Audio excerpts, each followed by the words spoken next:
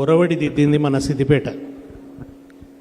దీక్షా దివస్ని ఇట్లా ఘనంగా జరుపుకోవాలనే ఈ సాంప్రదాయానికి శ్రీకారం చుట్టింది కూడా సిద్దిపేటనే. సిద్దిపేట సిరిసిల్లనే మొట్టమొదటిసారి జరిగింది. చరిత్రని యాదించుకోవాలి, లేకపోతే ఏమవుతుందంటే ఒక సామెత ఉన్నది, సింహాలు తమ గురించి చెప్పుకోకపోతే వేటగాళ్ళు చెప్పే పిట్ట కథలే చరిత్ర అవుతాయి అని. సింహాలు తమ గురించి చెప్పుకోకపోతే వేటగాళ్ళు చెప్పే పిట్ట కథలే చరిత్ర అవుతాయి. నిజమైన చరిత్రని ప్రజల ముందు ఉంచాల్సిన అవసరం ఉంది. ఆ విషయంలో కొంచెం మనం నిర్లక్ష్యం చేసుకున్నాం. మన చరిత్రను మనం సరిగ్గా నిర్మాణం చేసుకోలే, రికార్డ్ చేసుకోలే. దానివల్ల ఇవాళ ఎవరు ఎట్లా పడితే అట్లా మాట్లాడడానికి అవకాశం వచ్చింది. ఇవాళ ఒక మహత్తరమైనటువంటి రోజు, తెలంగాణ చరిత్ర గతిని మార్చిన రోజు.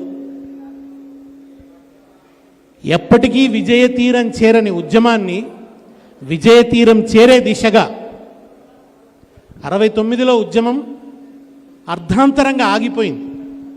కానీ మలిదశ ఉద్యమం గమ్యం చేరేదాకా విశ్రమించలేదు. ఆ గమ్యం చేరే దిశగా గమ్యానికి దగ్గర చేసిన, తెలంగాణ రాష్ట్ర ఆవిర్భావానికి నాంది పలికిన రోజు ఈ నవంబర్ 29 కేసీఆర్ దీక్ష పూనిన రోజు. 17 సంవత్సరాల క్రితం మన ప్రియతమ నాయకుడు కేసీఆర్ తన ప్రాణాన్ని పణంగబెట్టి, కేసీఆర్ చచ్చుడో తెలంగాణ వచ్చుడో, అయితే కేసీఆర్ జైత్రయాత్ర, తెలంగాణ జైత్రయాత్ర లేదా నా శవయాత్ర అని ప్రకటించి ఆమరణ నిరాహార దీక్షకు పూనుకున్న రోజు. ఆ దీక్ష ఇటు తెలంగాణను, యావత్ దేశాన్ని ప్రకంపింపజేసినటువంటి రోజు. ఒక శ్రీకాంతాచారి తెలంగాణ తల్లి ముందట తనను తాను హారతి కర్పూరంలాగా ఆహుతి చేసుకున్నటువంటి రోజు. తెలంగాణ ఒక అగ్ని పర్వతంలాగా బద్దలైన రోజు, లావా ఎగజిమ్మిన రోజు. తెలంగాణ బిడ్డల గుండెలు భగ్గున మండిన రోజు. రోడ్లన్నీ జనసముద్రాలు అయిపోయిన రోజు. యూనివర్సిటీలు యుద్ధ మైదానాలుగా మారిపోయినటువంటి రోజు. సిద్దిపేటలో ఎన్ని బైండ్ ఓవర్లు, ఎంతమంది అరెస్టులు,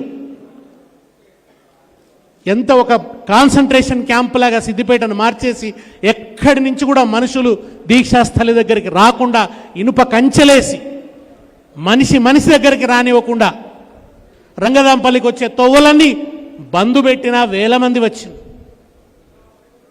అరెస్ట్ చేసిండ్రు, దాడి చేసిండ్రు. నేను వేదిక మీద కూర్చోనున్నా, నన్ను ఒక పోలీసు వేదిక నుంచి కిందికి నూకేసాడు, కింద పడేసి భయంకరమైన దెబ్బ తాకింది.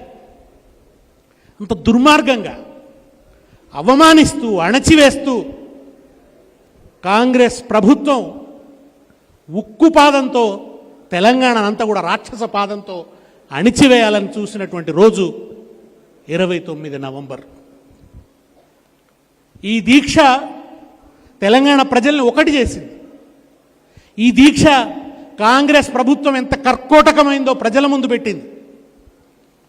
ప్రజల గుండెలు భగ్గుమని, బిడ్డలు ఆహుతి అయిపోతుంటే, కేసీఆర్ దీక్ష చేస్తుంటే, అనేక కుట్రలు జరుగుతుంటే తట్టుకోలేక బయటకు వచ్చింది. ఆ వేడి మండించింది. 11 రోజులు తెలంగాణ భూకంపం వచ్చింది. తెలంగాణలో భూమి ఆకాశాలు ఒకటైనాయి. కనుక ఢిల్లీ కదలవలసి వచ్చింది. కానీ వాళ్ళ మహేష్ గౌడ్ ఏమంటున్నాడు? మహేష్ గౌడ్ గారు ఏమంటున్నారంటే కేసీఆర్ దీక్షతో తెలంగాణ రాలేదు అంటున్నాడు ఆయన. మహేష్ గౌడ్ గారు, మీరు చరిత్రను చూసే దృష్టిని సరిదిద్దుకోవాల్సిన అవసరం ఉంది. మీరు చరిత్రను అర్థం చేసుకుంటున్న విధానం సరిగ్గా లేదు. సోనియా గాంధీ గారి దయతో తెలంగాణ వచ్చింది అని అంటున్నాడు ఆయన. తెలంగాణ ఎవరి దయాభిక్షం కాదు, అది ప్రజల పోరాట ఫలం, అమరుల త్యాగ ఫలం, కేసీఆర్ దీక్షాబలం వల్ల, సమర్థవంతమైన కేసీఆర్ రాజకీయ నాయకత్వం వల్ల, పోరాటానికి ఆయన సారథ్యం వహించిన తీరు వల్ల, ఆయన అనుసరించిన పంథా వల్ల తెలంగాణ గమ్యానికి చేరింది ఉద్యమం.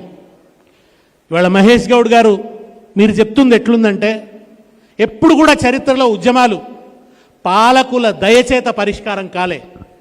ఏ ప్రజా ఉద్యమం కూడా పాలకుల దయ వల్ల అది పరిష్కారం కాలే, అది గమ్యం చేరలే, అది అనుకున్న లక్ష్యాన్ని సాధించలేదు. పాలకులు దయతలిచి ఏది ఇవ్వలేదు, ప్రజలు పోరాడి తెచ్చుకున్నారు. అంతెందుకు మీరు కాంగ్రెస్ పార్టీకి కదా మీరు ప్రాతినిధ్యం వహిస్తున్నారు.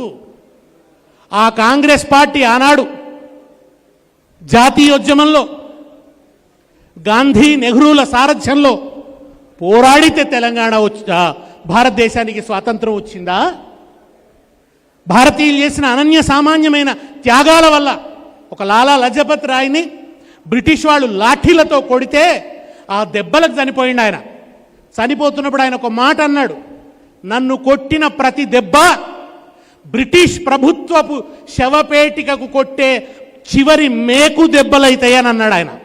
బ్రిటిష్ ప్రభుత్వం అనే శవపేటిక కొట్టే మేకులవుతాయని చెప్పాడు.